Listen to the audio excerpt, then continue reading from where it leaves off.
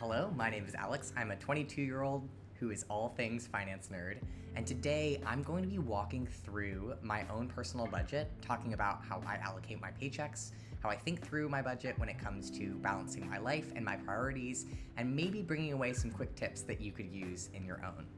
I use a platform called YNAB, which stands for You Need a Budget, which I highly advocate for. YNAB is basically an envelope-based budgeting system that you can use in order to make sure that all of your money is going to the right places. YNAB has 4 rules. Rule number 1, give every dollar a job. So that is to ensure once you have a dollar that has hit your bank account, there's no projections. Once you have money that's hit your account, give it a job, whether that job be rent or future car repair. Rule number 2 is embrace your true expenses. So that's for expenses that might not be a monthly occurrence, but every once in a while come up and you should be saving for them regardless. A classic example is paying for your passport renewal, and even though that might be in 6 years, it's important to set aside money so that when the time comes around, you've already budgeted for it. The best way to do that is to break that down monthly, right? If you're paying $25 for a renewal in 6 years, what would you need to allocate per month in order to make sure that you're prepared? Rule number 3 is roll with the punches, and this is my favorite YNAB rule. A lot of people think that budgeting is really restrictive and meant to limit or cut down spending entirely, but I found it actually to be the opposite. Sometimes budgeting makes it feel like I've gotten a raise and I'm paying myself more, but roll with the punches is really if you overspend in one category, making sure that you're covering it with other expenses. And when it comes to rule number 3 of rolling with the punches, I try and make sure that before I actually overspend or spend more money than I'm allocated to a particular category, I cover that expense before. So I try and avoid overspending as a whole. And rule number 4 is age your money. So YNAB likes to say that you should have your money aged by at least 30 days, which means that if you got paid on January 1st, that money should last, and that dollar should last until February 1st. I'm a little less risk tolerant as a young person than most people, I think, in my age group. So I'm actually 3 months ahead in YNAB, and I treat that as my emergency fund. So if I weren't to work for the next 3 months, I would be totally fine. I've already budgeted that money away, and we're all set and clear. So let's go ahead and get into the budget. Okay, so this is my personal budget. We're currently in the month of June. It's June 29th today.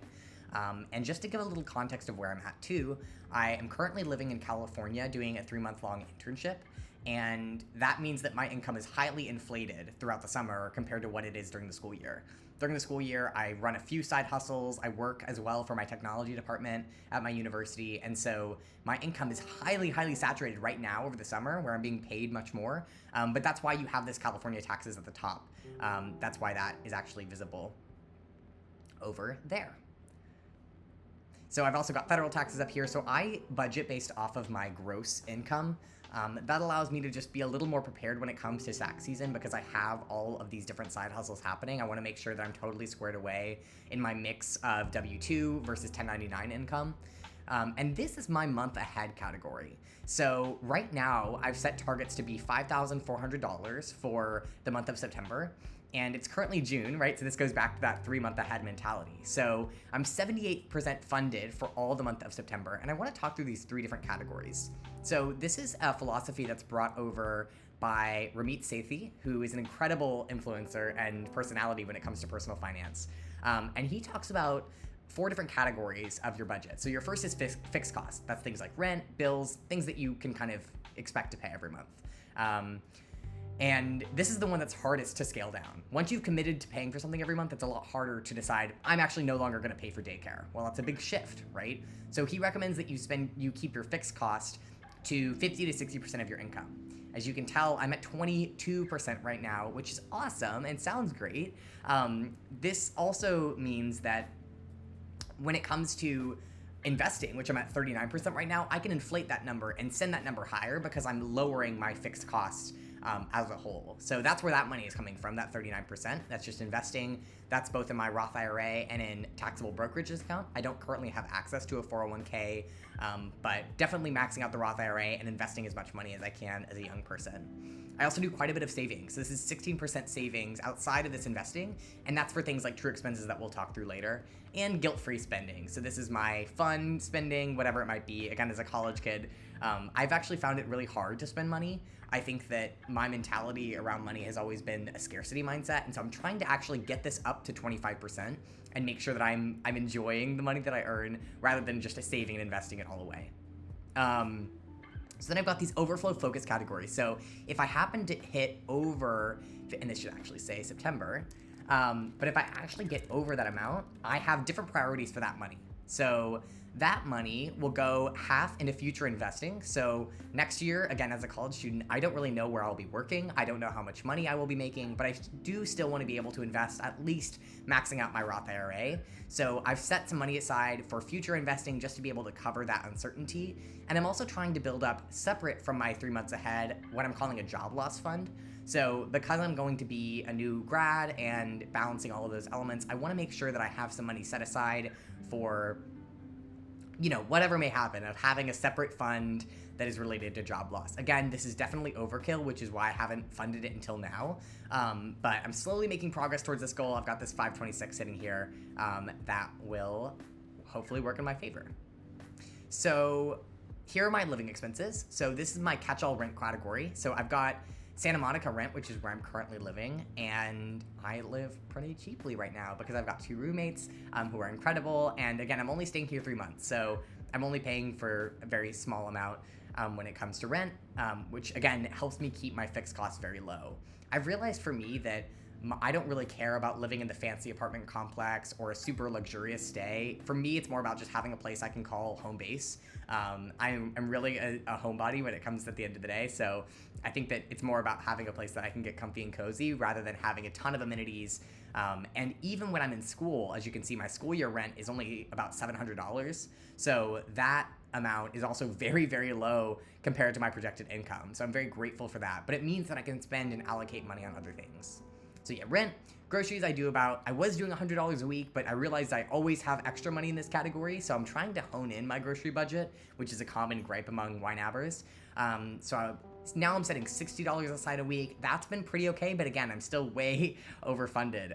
And now it's almost the end of the month. So I've also got a category for moving in and furniture. So because I'm moving into a house in the fall, there are things like this $400 I've already spent is for a bed frame and a mattress.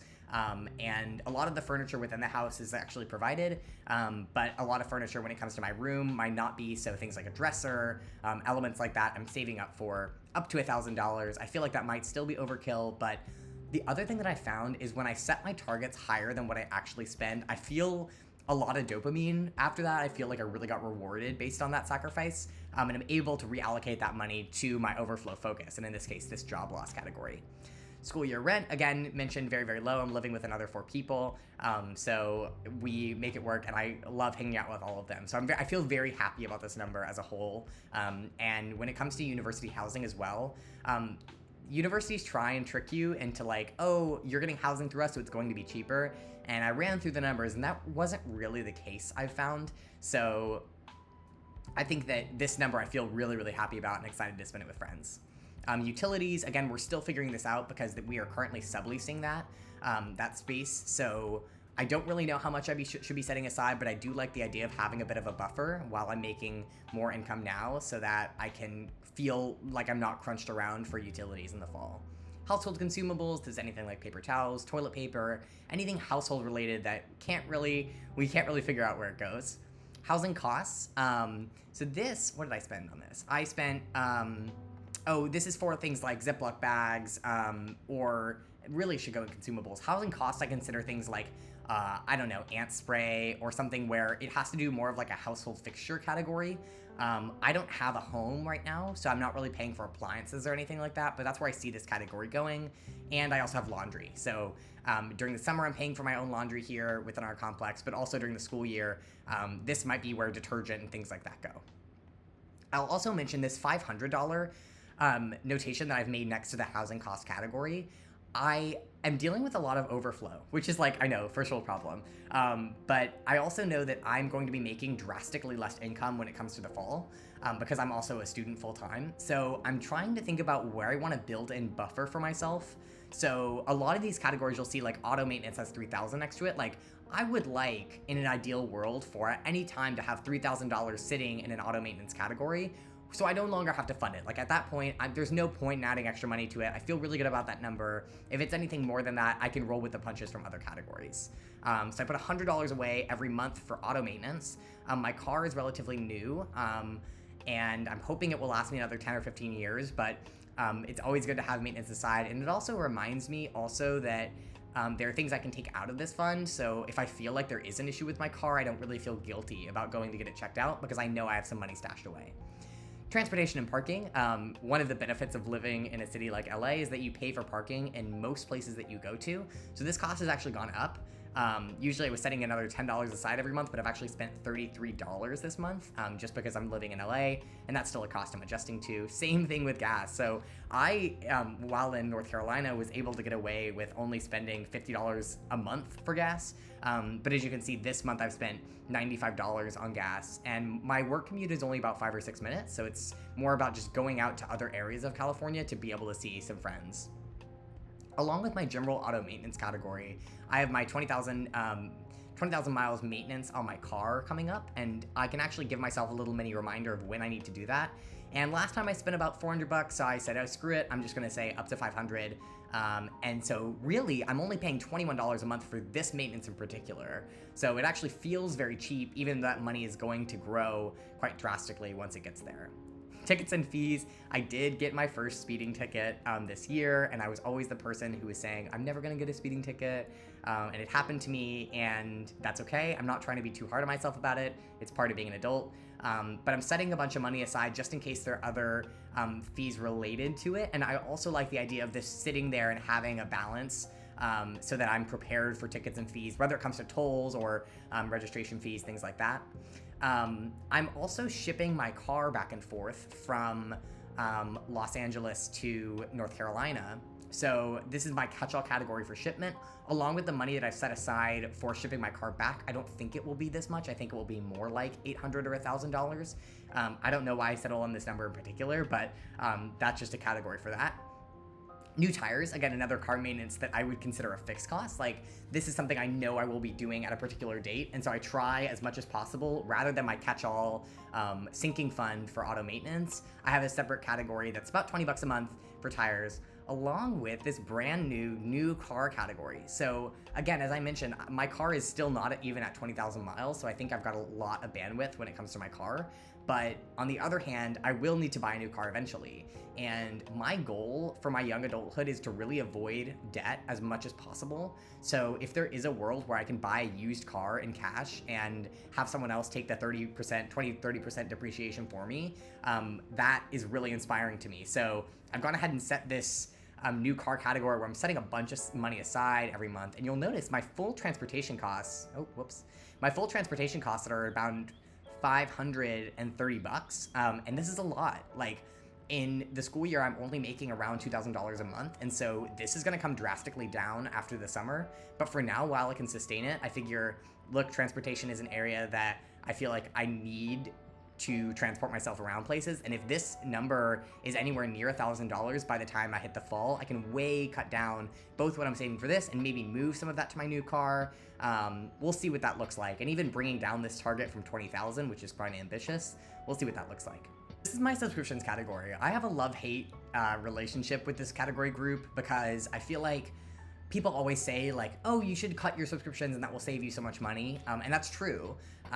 But on the other hand, I feel like I get a lot of utility out of the things I pay for. I do have a catch-all group at the top that's called New, so this is for things that I might want to subscribe to in the future, and that's just $5 a month. Again, I started this last month, so it's a very new category in my budget. I've got Spotify. I have a student plan. If you are a student and not on the student plan, get it. You also get Hulu for free, so that's the majority of my streaming, both music and media. I also pay for ChatGPT Plus. I use this a ton, like every day, so I feel like this is definitely worth it for me, definitely staying on this list. I also am a Grammarly subscriber. I tutor as a side hustle, and a lot of my work is on essay revision, things like that, so this has come hugely, this has been hugely beneficial for me. It's also great as a college student to have something like this because, you know, Microsoft Word and Google Docs do an okay job, but especially with the new Grammarly AI features, when thinking about how to adjust my tone, it's been really helpful. YNAB, which is the software I'm using right now, I'm happy to pay $7.69 a month for it because it saved me hundreds of dollars. TuneCore is a streaming service that I actually distribute music to. I've got a domain for my blog, and I've got 2 different Google One accounts. I don't like these categories, and ideally would consolidate them into one account. It's a lot of lift to do that, and it's like, is it really worth saving this $1.83 every month in order to take on that big project? I haven't really decided. This subscription, though, I have big beef with. So I, again, mentioned I have a blog, and I host it through Squarespace, but I am also a developer, so I do full stack development, and that's my job part-time while I'm at school. So there's no reason I shouldn't be able to build this website myself and host it. And I'm actually in the process of doing that now. And my goal is to finish this website by September so that I can go ahead and cancel this $205 yearly subscription, which is insane. So I post there every month, and I'm hoping that because it's just text and video, it's a blog platform, I'm making pretty good progress on migration, but it still is a lot of lift. But it will save me lots of money in the future, so I'm very excited about that. I use Notion Pro. I use Notion for all of my life organization, and it's been a huge asset coming to both note-taking and figuring out what tasks are blocking other tasks. I couldn't live without it. It has my whole life in it, but I did sign up for their education plan, so I have a yearly subscription, but I just switched over, and I'm not sure if this money is actually going to be sent to Notion, but we'll see. I also have a password manager for NordPass, and again, that's like $1 a month. I feel pretty good about that. And I also have Rise. Rise is a platform that tracks my time. So as someone who works remote in a lot of these side hustles and does a lot of essay revision, it's really helpful to have that retroactive time tracking so that I don't have to like constantly worry about when did I start, when did I stop. And it's also just nice to see insights of when I'm overworking as well. So figuring out what times of the day really I can decide to cut down on particular work, or even if I'm spending too much time on YNAB, for example. So this is my fixed cost category. These are things that aren't really yearly subscriptions, but I do pay for them, and I know exactly when I'm going to pay for them each year or season. So for example, my anniversary with my girlfriend is in August of this year, something I'm really prioritizing, and so I've set aside $150. I don't know if I'll actually use all of that money, but it's nice to know that it's set aside so there isn't like a guilt factor associated with it. Again, I have my parents' birthday in here. I'm part of a group that needs a formal suit. We do like tuxedo rentals, and so $54.87. I know the number exactly, so I'll be totally prepared. We also do a Secret Santa, and that's $25 every year. And again, like this is $3.58 every month. Like it's a very small amount, but hedging over that $25 in December, kind of out of shock, it really bothers me. And so I'd rather overshoot numbers like these and be prepared for it. Also, Christmas gifts, again, another example of like you need to pay for it in December, but this is like the perfect example of Rule 2 embracing your true expenses. Same thing with Valentine's Day, my own birthday. I've got my sister and my mom's birthday and Mother's Day and my graduation. My high school reunion is also happening. I did take a gap year, so they're going to line up really tightly. My Father's Day, my girlfriend's birthday, and then these are the boring things. So this is like my license renewal, getting global entry instead of TSA pre-check next time that renews.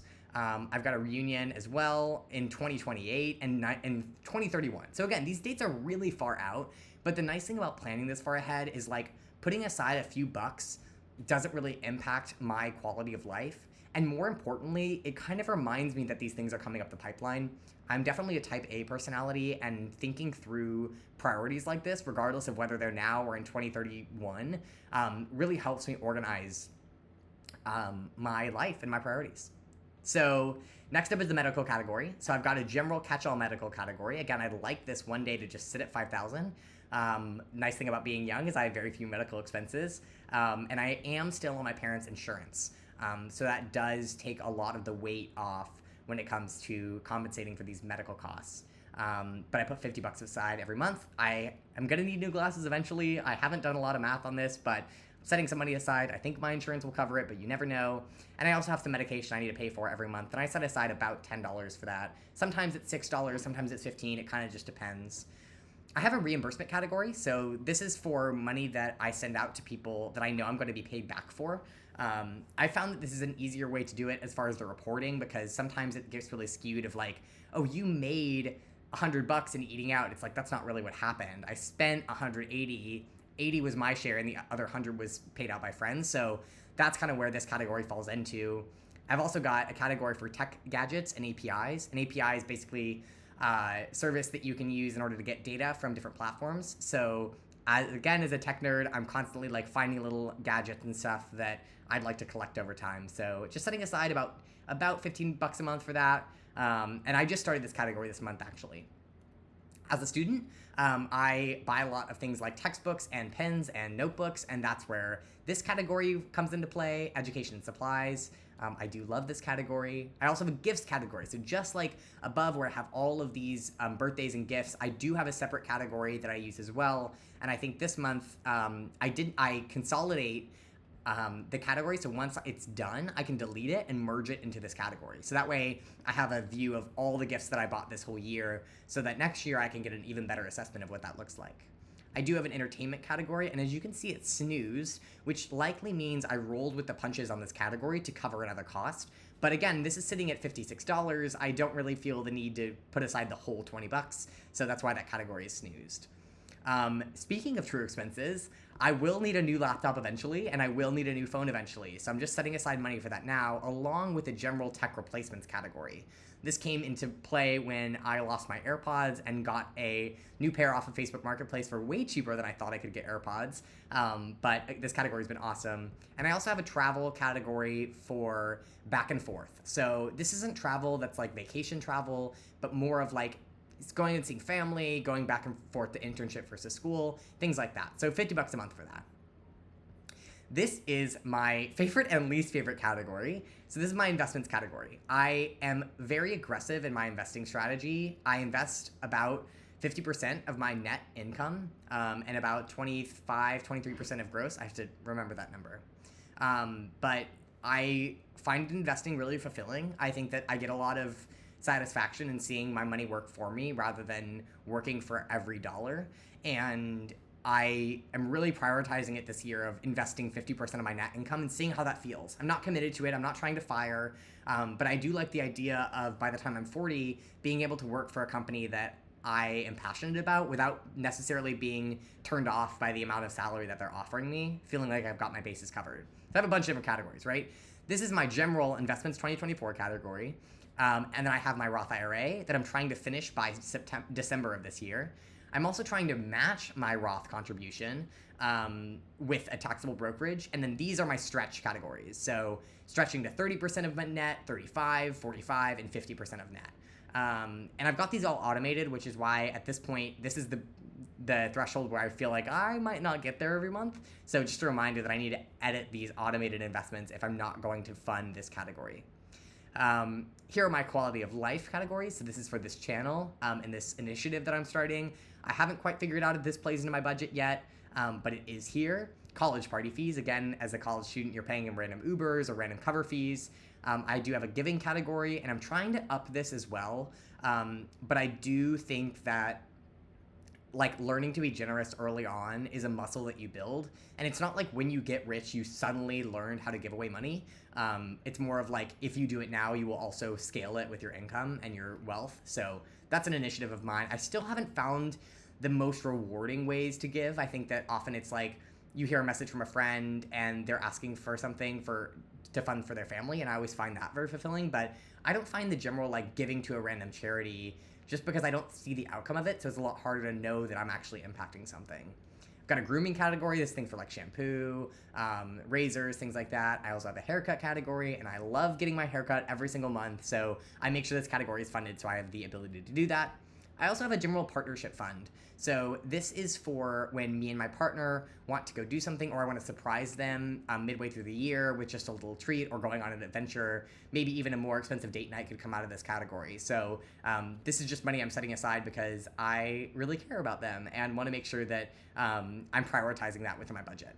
I'm part of a group called the Pitchforks, and we have random excursions that range month to month, and sometimes it just comes out of our pocket as far as like travel expenses or going to eat out with them, so I do set money aside for that. I'm also an oboe player, so we pay for things like reeds, which is basically the mouthpiece of the instrument, but you have to go get them made or make them yourself, and I do not have time to make them myself, so I go ahead and buy these. Also with my partner, we've committed to getting a massage every reading period, which is like the time right before exams at school. So we did it this past semester and really enjoyed it. So I've added it to my budget as a priority of mine, along with my wish farm. So for my wish farm, every month I set aside $50, And this category down here, this wish farm, is funded. So I set aside 50 bucks a month, and that's split 3 ways. I actually swapped in this new small category. But there are 3 things on my wish farm, and down here is my wish list. So things that I think would be fun to get in the future. And this kind of brings in that element of spontaneity without feeling like I'm being reckless with my money. And I really have loved my wish farm. I might even bump that up to $100 a month, depending on how my income in the fall looks. This is my most frequent category, my fun spending category. So this is catch-all fun. Again, I never know where this money goes, but it always ends up at 0 at the end of the month. I've got alcohol, I have hobbies. So this past month I went to a pottery studio and spent that money there. Vices, this can be anything from like random bars, not necessarily correlated with alcohol, but any random party fees, or substances in general. Clothes, I've also got roughly 50 bucks a month. Yeah, that's right. Along with a coffee category. And this actually pulls in, I have my Starbucks card linked on my YNAB. So I don't consider it like $25 every time I reload my Starbucks card, but rather like every time I buy a coffee, that's coming out of here. So one is at Starbucks, another is at a coffee place near me. I have a date night category, but we are doing long distance this summer, so I am not funding that for the summer. So I'm rerouting that money towards eating out with friends. I've spent a lot of money in this category this month, and initially I felt really guilty about it, but then I remembered that eating out solo is 0, which means that all of the money that I've been spent eating out is actually like really social investment and enrichment when it comes to building my relationship. So I actually feel really happy with this number and would like to see it go higher. Again, I've got $554 going into fun spending, but that's as much as I'm saving for transportation. So I feel good about this for now. It will definitely need to balance out once my income is again deflated in the fall, and I'm figuring out the best ways to do that. And I've got a big adventure tally. So adventure tally is a group that I consider very near and dear to my heart. I think that travel is really important to me when it comes to spending money, and is a great way for me to really get in that guilt-free spending. So I've got some friends coming to LA, going to see my sister, going to New York, taking a trip for fall break, hoping to go to Italy. And this looks like a very small amount, and that's actually because I have family in Italy. So really the most expensive part is not the flight, because they can cover it.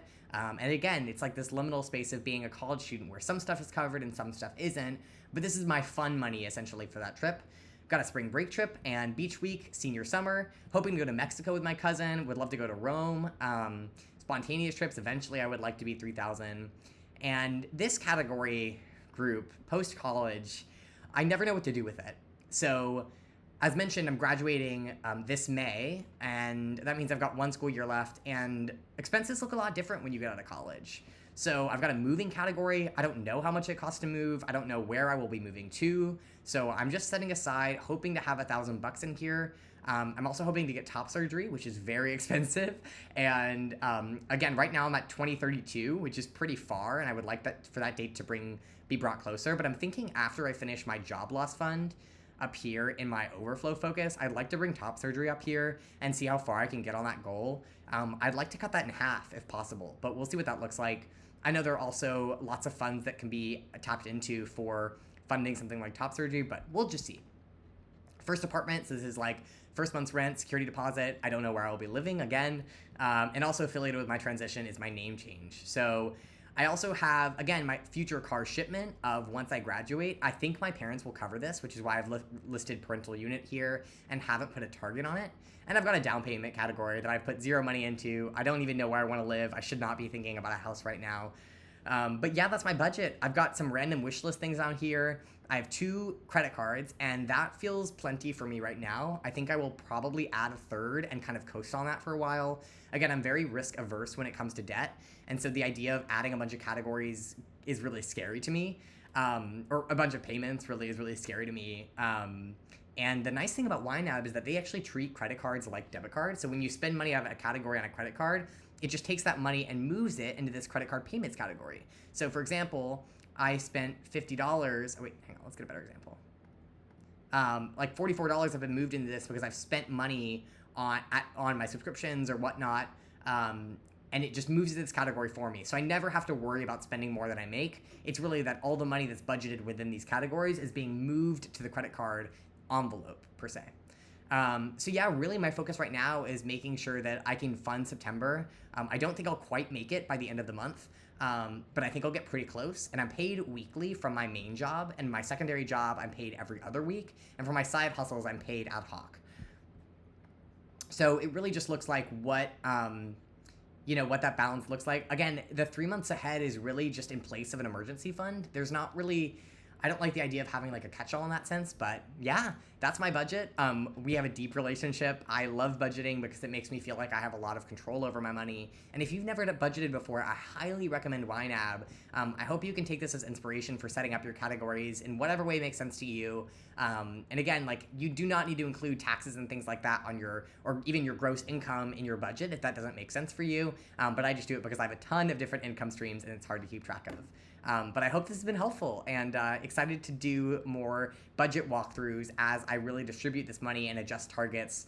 I'm thinking every other month I'm going to go ahead and adjust my targets, but it will become more prevalent as my income changes in the fall.